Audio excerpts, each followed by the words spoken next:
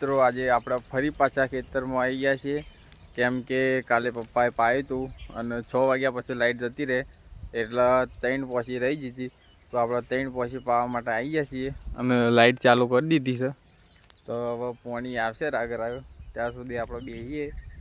ચલો આજે ખાલી 3 પોસી પાવાય છે અને પેલ બાદ થોડું લીલું છે એ પહીને પછી આપણા ઘેર. ચલો મિત્રો, આપણે પાતા આવી ગયા હતા. હવે 2 શેડા બાકી છે, તો એક પોસીમાં 2 શેડા બાકી. ચલો આપણે પછી બીજી પોસી વાળીએ અને 2 પોસીઓ બાકી જ આખી, તો પહીને પછી આપણે ચલો લીલું પાવા જવાનું છે અને થોડી વાર આપણે લેબડાના છોય ઊભા રહીએ. તો મિત્રો, આપણે ઉપરું બાજરીવાળું ખેતર પી રહ્યું અને આપણે હવે સ્ટાર્ટ કર્યું છે. આ લીલું આમાં ચીકુડ વાયેલી હતી તો બધી વઢાઈ જાય છે, થોડી છે એ તો વાઢી નાખશું. પણ બાજરીમાં પાણી આનું પતી ગયું, હવે લીલામ ચાલુ કર્યું. પહેલાં શેડામાં સ્ટાર્ટ થયું છે. તો આજનું વાતાવરણ કંઈક વાદળ છાયું છે, તો જોઈ લો. હાલ થોડા સોટા આવતા હતા.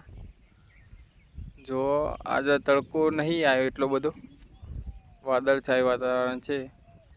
તો મિત્રો, આજે ચાર્જિંગ થોડું ઓછું છે, પતી જવાની તૈયારી છે.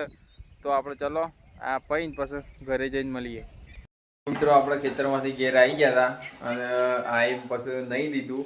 નહીં થોડી વાર બેઠા, ચા પીધો અને જબરજસ્ત વરસાદ ચાલુ થઈ ગયો અને લાઇટે લઈ લીધી છે. તો ચલો આપણે વરસાદ જોવા.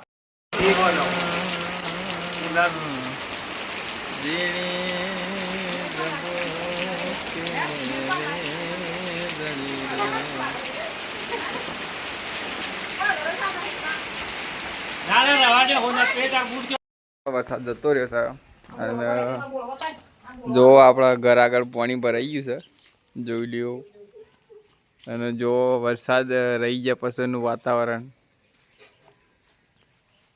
જો વરસાદના લીધે અમારા ઢોરણ છે ને પહેલા સાન નાખી દીધી. મિત્રો, આપણો બહારનો વ્યૂઝ લઈ અને આવી ગયા ઘરમાં.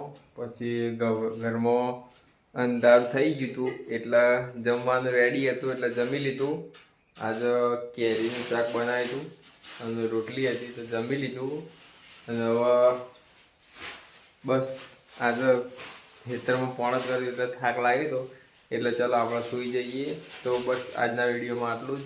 મળીએ બીજા વ્લોગમાં. ત્યાર સુધી બાય. લાઈક કોમેન્ટ કરવાનું ના ભૂલતા. Thank you.